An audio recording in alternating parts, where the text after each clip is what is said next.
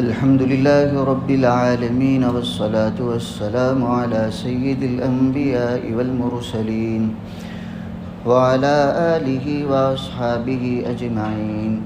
أما بعد، فأعوذ بالله من الشيطان الرجيم. بسم الله الرحمن الرحيم.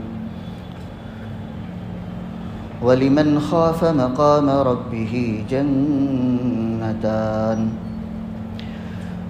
وقال تعالى: وَأَمَّا مَنْ خَافَ مَقَامَ رَبِّهِ وَنَهَى النَّفْسَ عَنِ الْهَوَى فَإِنَّ الْجَنَّةَ هِيَ الْمَأْوَى. وقال النبي صلى الله تعالى عليه وسلم: حفت الجنة بالمكاره. صدق الله العظيم وصدق رسوله النبي الكريم، ونحن على ذلك من الشاهدين والشاكرين، والحمد لله رب العالمين.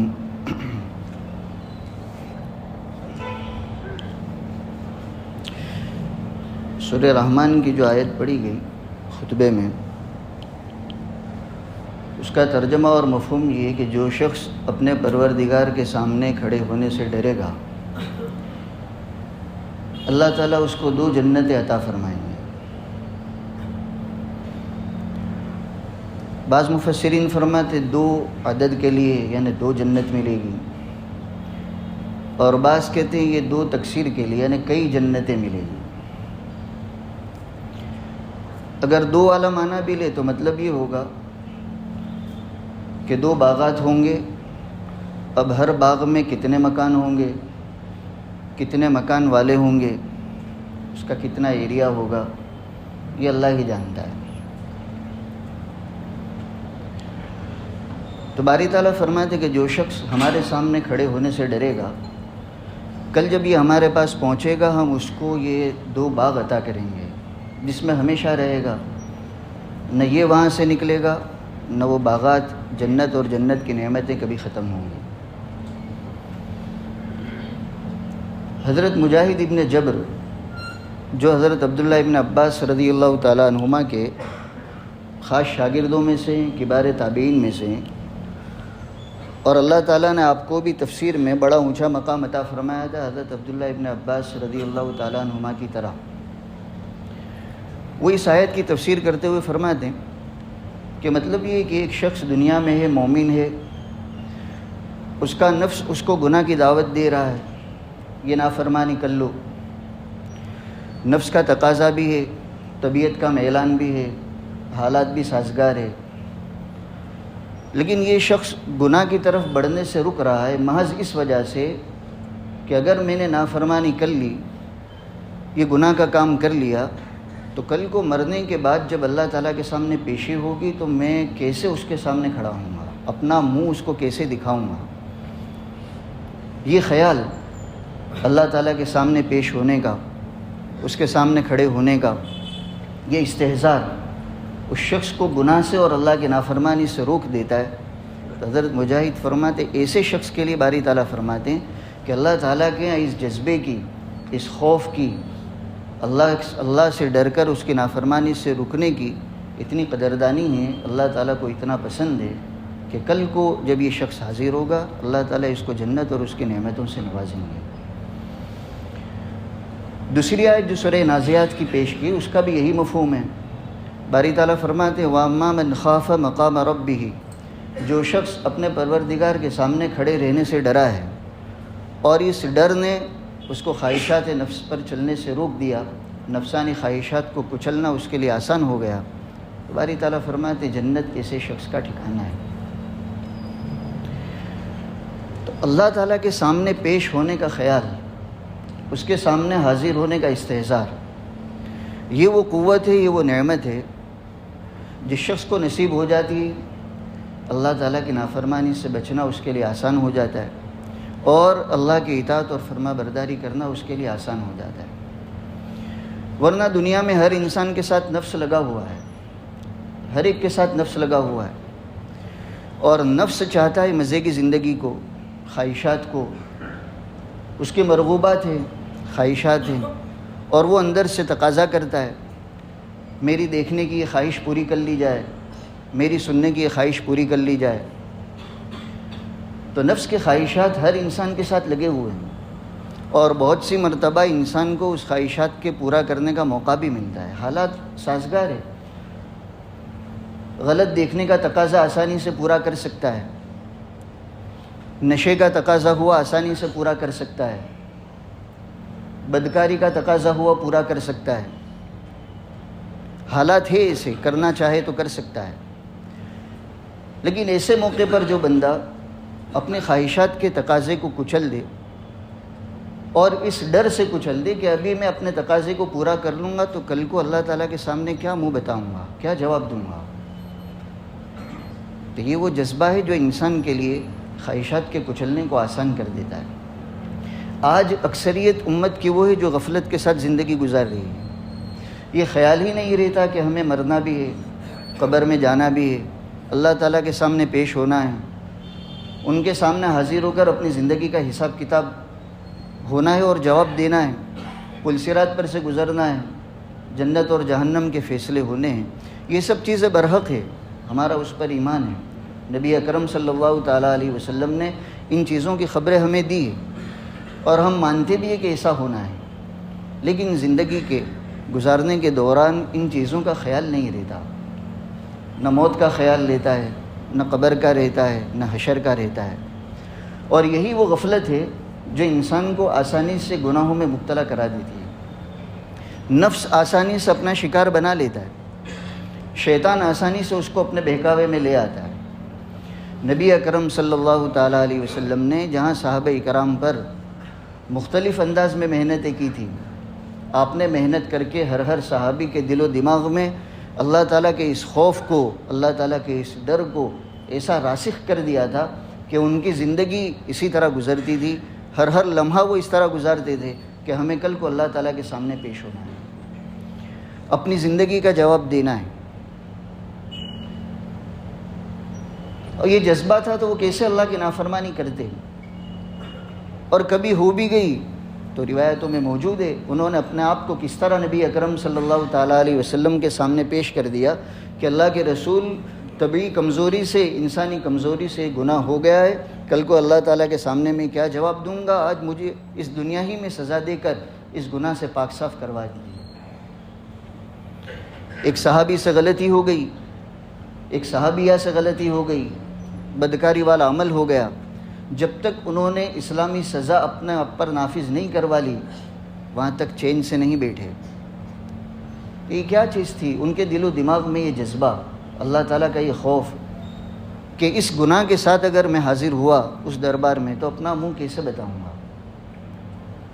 ایک صحابی حضرت ابو الیسر نامی، بخاری شریف میں ان کا قصہ موجود ہے، کھجور کی تجارت کرتے تھے۔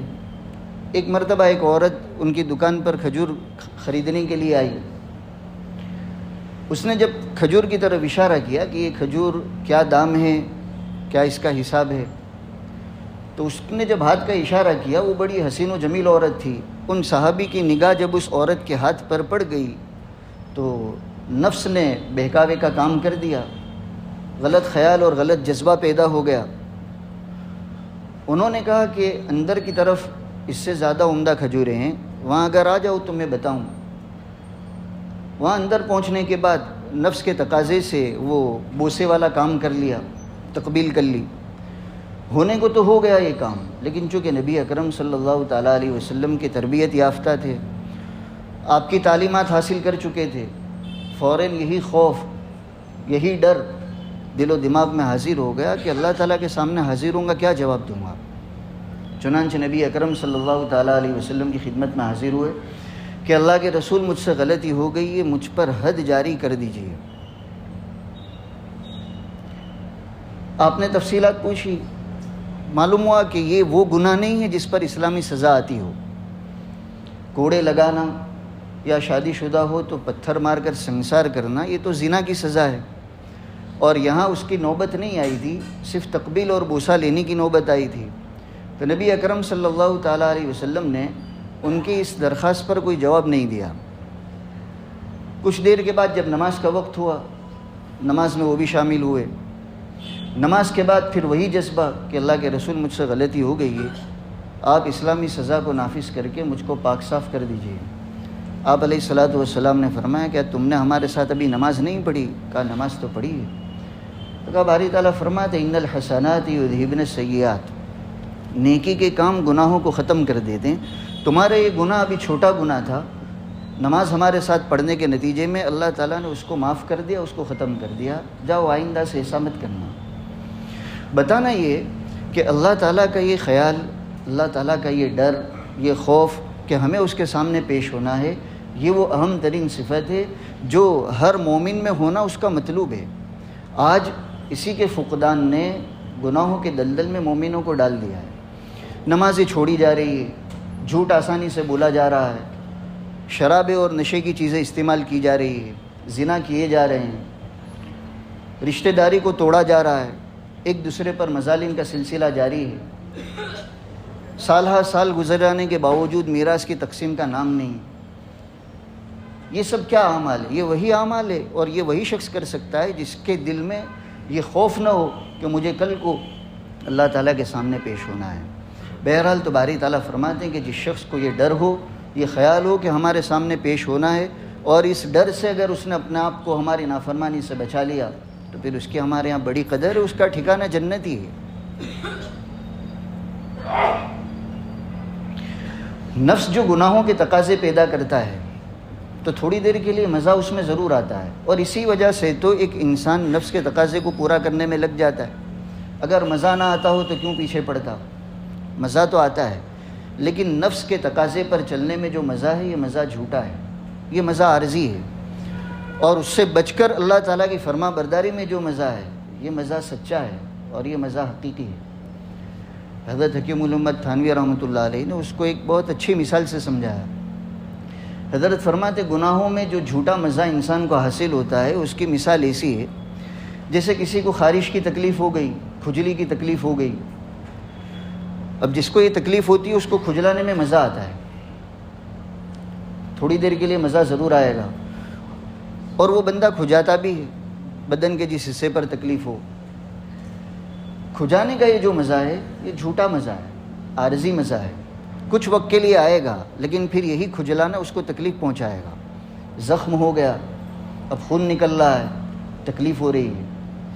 حضرت فرماتے اس کے بالمقابل جس نے اس خارش کے جھوٹے مزے کو چھوڑ دیا، تقاضا ہو رہا ہے کہ میں کھجلاؤں، لیکن جانتا ہے کہ یہ جھوٹا مزہ ہے، اس کے بعد تکلیف ہی تکلیف ہے، اگر اپنے آپ کو بچا لیتا ہے، کھجانے کے تقاضے کے باوجود کھجلاتا نہیں ہے، تو تھوڑی دیر کے لیے مشقت ضرور ہوگی، لیکن اپنے آپ کو اگر بچا لیا تو اس جھوٹے مزے کو پورا کرنے کے بعد جو تکلیفیں پیش آنے والی تھی اپنے آپ کو اس نے اس سے بچا لیا۔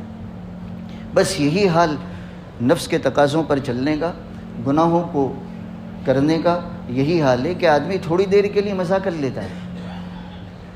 آنکھوں کا تقاضا ہوا غلط دیکھ لیا، کانوں کا تقاضا ہوا غلط سن لیا، زبان کا تقاضا ہوا غلط کھا لیا، چکھ لیا، یہ تھوڑی دیر کا مزہ ہے، اور اس کے نتیجے میں پھر جو حالات آتے ہیں، آدمی ان گناہوں کی وجہ سے آزمائشوں کا جو شکار بنتا ہے، دنیا میں بھی عامتاً گناہوں کے نتیجے میں حالات آتے ہی ہیں، اور اگر کسی طرح بچ بھی گیا تو مرنے کے بعد تو اللہ تعالیٰ کے سامنے پیش ہونا ہے۔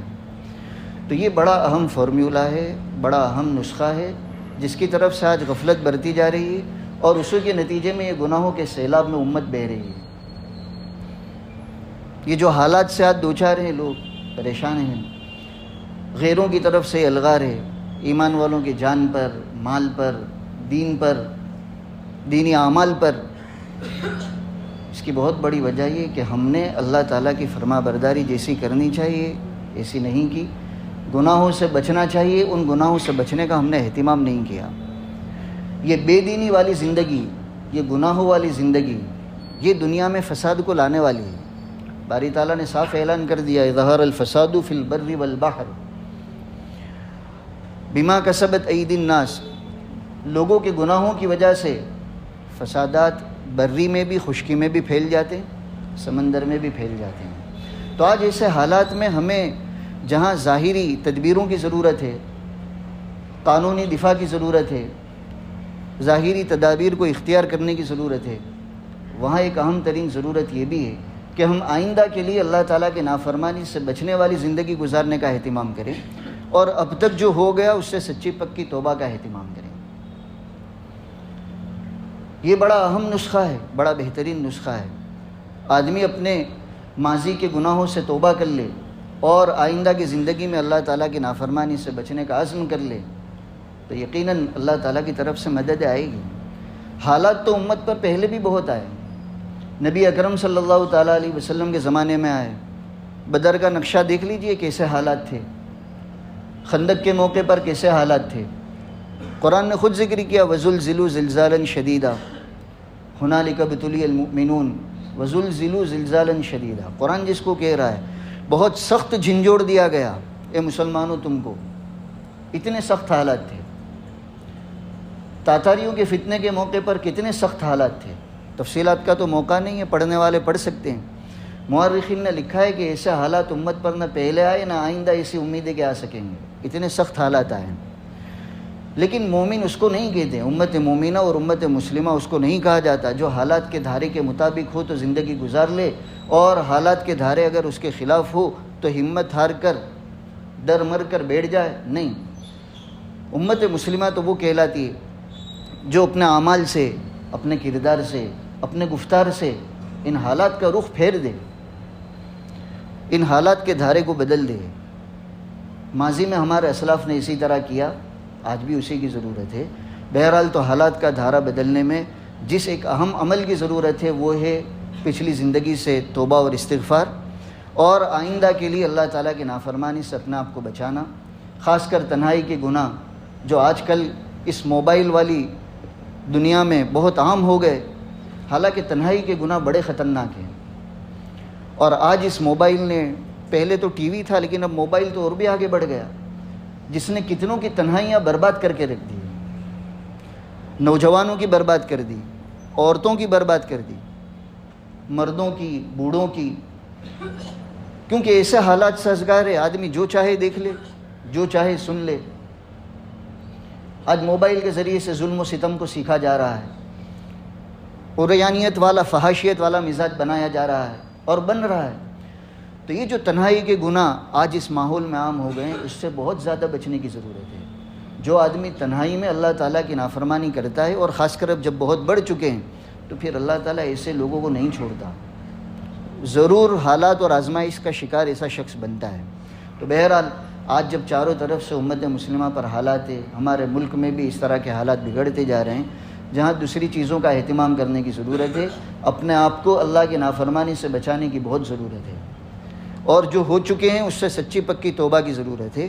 انشاءاللہ اس کا اہتمام کیا جائے گا۔ اللہ تعالیٰ کی طرف سے مدد پہلے بھی آئی، آج بھی آئے گی، آئندہ بھی آئے گی۔ اللہ تعالیٰ ہم سب کو نبی اکرم صلی اللہ تعالیٰ علیہ وسلم کی تعلیمات پر اور اس کی نافرمانی سے بچنے والی زندگی پر عمل کرنا ہم سب کے لیے آسان فرمائے۔ وآخر دعوانا ان الحمد للہ رب